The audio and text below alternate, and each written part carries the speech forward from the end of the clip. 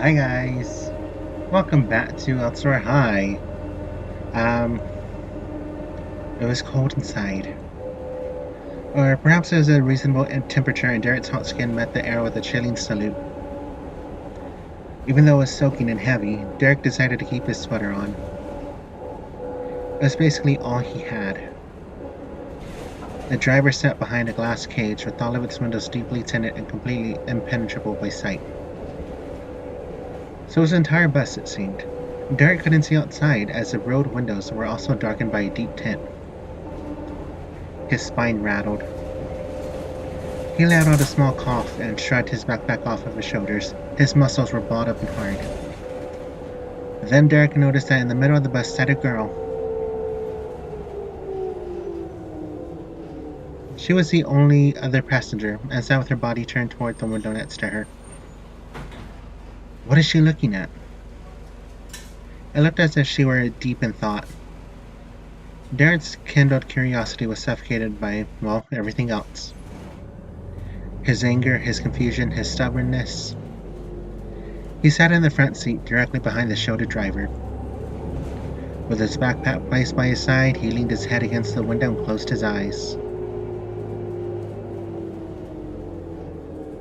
He knew that he would not find sleep. Hey. Derek's heart leapt. He kept his eyes closed. Maybe she's not talking to me. Hey. This time it was more pointed. Derek rolled his body upwards and turned toward her. Yeah? You're just gonna sit by yourself? He still couldn't get a good look at her. All but her shoulder was blocked by the seat in front of her. Come on, grab a seat. Let's go to her. With a touch of reluctance, Derek picked up his bag and walked towards her. On its way, the bus did its best to thwart his efforts, throwing him effortlessly from side to side, its metal body bouncing to the rhythm of the road. With a taut grip, Derek pulled himself into his seat, sitting upright and gentlemanly.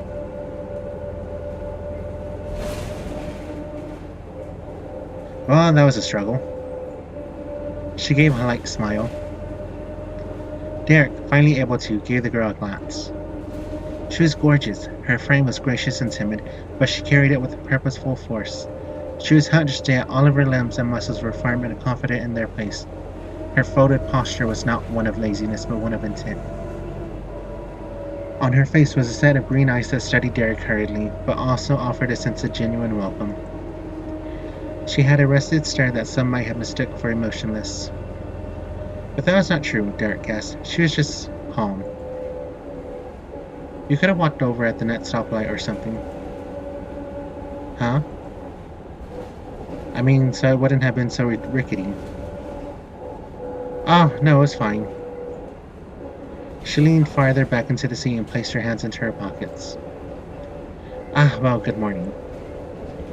Derek had almost forgotten. The thick darkness had nearly fooled him, but it was in fact morning. He let out a sigh. You too. His eyes wandered. I'm Sophie. Derek. Nice to meet you. Yeah. What was that for? What? She did her best to lower her voice and jut her chin out like Derek did. In any other circumstance, her imitation would have made Derek smile, but his face remained stoic. Just not in the best mood. She turned back into herself before offering a response. Yeah, I feel that. I was in a shitty mood when they picked me up, too.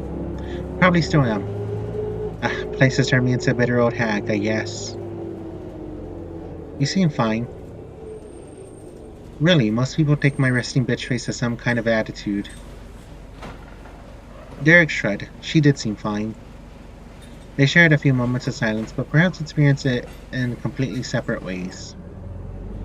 Sophie sat relaxed, carrying something between confidence and indifference on her shoulders. Derek swam deep in his anxieties, half forgetting that he was sharing his space. The bus rumbled on, carrying them down a wholly unknown route. Each time the bus turned or stopped, Derek wondered where he was. I was headed west, but we've taken 2 right turns, or 3. Damn it. Derek spoke, but with a tangible reservedness. Do you know how long it'll take? To get to school? A long time. Like what, an hour? 2? I'm not sure. You're not sure? Is this your first day too? Derek's voice was laced with annoyance. No. Then how do you not know? I just don't know, okay? It's far, geez, let it go. Derek wasn't used to being so abrasive. He didn't like the feeling. Okay, sorry, No, I get it, I'm sorry, I'm just antsy. Shouldn't that be my job? A different kind of antsy. I remember the feeling on my first day. Yeah, was it shitty like this one? She almost laughed. I'm sure it was pretty similar. She pushed out a gallop of breath through loose cheeks. They send you off quick too. Derek shrugged. They gave me a few days to get ready. Huh, that's a luxury. I was gone the next day. Didn't have time to do anything. It's like a sick joke or something. Some guys back at the campus always say, there's no use moping. But I actually really like moping, so they can shut the hell up. Derek wasn't sure how to respond. He let a timid laugh escape him. Yeah, I'm sure I'll do plenty of moping over the next little while. So, she rated herself with a touch of pep. What'd you bring? And your backpack. I mean, it's all soaked to shit now, but is it all you got? Oh, yeah, I was actually pretty worried. Derek unzipped his bag and reached inside. My laptop's in here. Your laptop? Her face was sick with worry. But look. He opened his bag to let her see. The laptop was wrapped in 2 plastic shopping bags. Forward thinker. Sophie rolled her eyes. Or you just wanted to get your 5 cents worth. There's 2 bags here. Oh, I'm sorry, your dime's worth. Their voices were playful and high. Hey, people don't get rich by wasting money. Oh yeah, so you're supposed to be all rich one day? Well, no, actually, I just mean, you know. He searched for words, but retreated into a laugh instead. I actually have no idea where I was going with that. Sophie gave him a sarcastic smile. It is kind of bullshit, though. What? That they make you pay 5 cents for a bag. Like, come on. It's some war crime, Willie. So what else do you got in there? My laptop charger. You don't say. Derek shuffled through his bag some more. Another t-shirt so that this one doesn't get too disgusting. Socks and underwear, I hope. He looked up toward her and scratched his face in uncertainty. No. What? I packed them in my other bag. You packed a t-shirt as backup but no boxers? Well, people can see my t-shirt. Oh my god, that's disgusting. You know that it takes some time for your luggage to go through screening, right? I thought it was quick, like a couple of days or something. Yeah, that's what they say, but it never comes on time. Oh, great. Well, that's shitty. Who does the screening anyway? Sophie shrugged, unimpressed. Like they tell us. So we don't even know who's rummaging through our bags? Nope. Great. Yep, welcome aboard. You'll run into stupid stuff like that all the time. Just absolutely no idea what's going on. Huh. His body contracted into a shiver. Man, is there any way they could turn the AC down? I find it nice. Yeah, you're not soaking wet. Take your sweater off then. So you can see through my shirt? No, so you stop bitching about being cold. Ouch. He liked her cross attitude. There was something about it that excited Derek. He let the silence settle and then rolled his shoulder toward Sophie. So, what's with the windows? Good question. Sophie teetered somewhere between annoyed and empathetic each time she spoke. It confused Derek and caused him to tread rather lightly. Listen. She took a large breath. There's a ton of stuff about this place that seems off. There's even more stuff that we just have to get used to. What I've learned from this place so far is that it's better to ask as little questions as possible. You can make friends and stuff, just don't be loud about anything. Keep your head down, stay out of trouble, and don't make a fuss about being kept in the dark.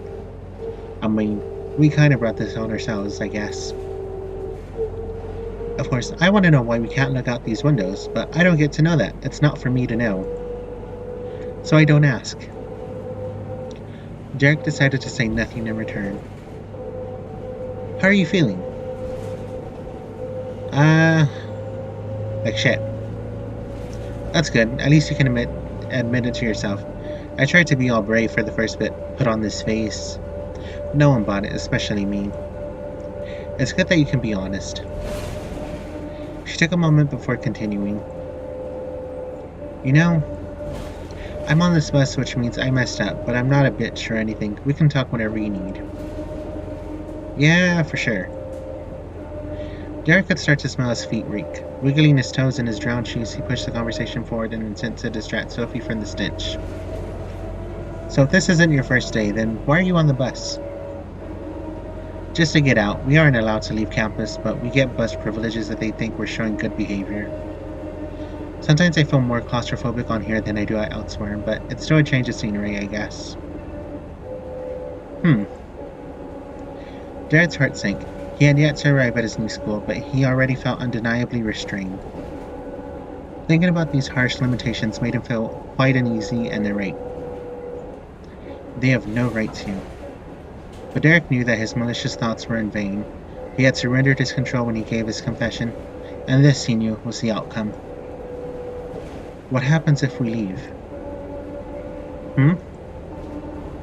What happens if we leave campus?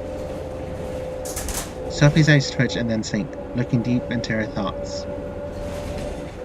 We don't know. But I don't really want to find out. I do. Derek thought about challenging her, but stopped himself preemptively. It seemed best to him not to prod. Sunken and low, Sophie spoke away from Derek. Any more questions? How long have you been here? Elsewhere, it only opened a couple of months ago, at the beginning of the school year. I was one of the first, I don't know, maybe 6 weeks. She claimed a moment for her and her thoughts, then returned to the conversation bearing a small, solemn grin. Her eyes were elsewhere. I remember a lesson in grade 2 about time. Our teacher was trying to explain to us how people invented time, that it didn't really exist before we did. Obviously, we couldn't really get it, and maybe I never got it, so I came here. But these last weeks have felt like, I don't know, 6 days, 6 years? What do you mean? She took another moment to properly sort through her thoughts. You know when a friend tells you a story about an amazing vacation they took? How they saw this unbelievable thing and they try to explain it to you? But it doesn't really translate, you know? You still can't really picture what they mean. Elsewhere is kind of like that. I could try to explain everything about it to you, but it wouldn't help. Besides, you're not that far away from experiencing it for yourself. Sophie took a strand of hair between her fingers and ran it down the edge of her face, then righted her baseball cap. As it sat in her palm, she pushed it downwards, situating the beak so that it almost covered her eyes. Boy, Derek, I'm gonna get some sleep. Derek's eyebrows scrunched. Sleep? Is it really that far? No clue, but I'm exhausted. Oh, okay. He was tired too, but thinking about sleep made him feel lonely. He wasn't ready to give up the company, but joined Sophie in her attempt to find rest. I wonder where we're going. It came quickly. In it, he found just what he had expected. While the exact images in the dream escaped him, Derek felt a suffocating loneliness throughout it. Maybe there weren't any images at all. Maybe it was black. Maybe it was the raw feeling of nothingness. Maybe Derek's mind was so heavy it felt like an anvil to his body. His neck ached under its weight. The nerves in his shoulders splintered, fracturing away from themselves to find help. It's so heavy. It's so lonely. And then... oh shit. Derek's body lifted from the seat from the strength of the impact. Holy shit. He gripped the seat in front of him and flew his eyes around the bus with a loud sense of urgency. What the hell was that? The pothole. She seemed annoyed, not frazzled, while her calm response did something to de-escalate. It also made him irritated. What? It means we're close. Holy shit, I almost had a heart attack. Sorry, I should have warned you. Her suaveness suddenly slid from a magnetic force to a biting annoyance. Yeah, no shit. Alright dude, calm down, it was a bump, you're fine. Derek wiped his mouth with the back of his sleeve. He was hot with anger. It took him some time to calm his breath, and by then the bus had slowed to a stop. Derek closed his eyes and checked his tone before he spoke. Does that mean we're here? He said it much more calmly than he had imagined. Yep, this is us, only one stop on the Elsewhere High bus. As Sophie seemed collected and familiar, Derek scrambled for courage. He grabbed his backpack, stood from the seat, and walked towards the front of the bus.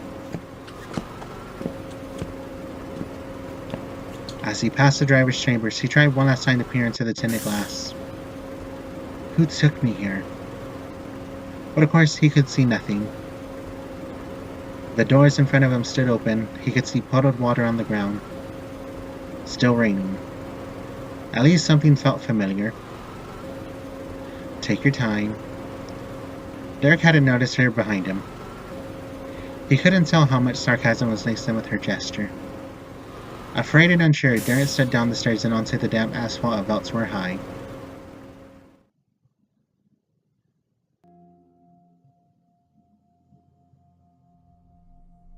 Spooky.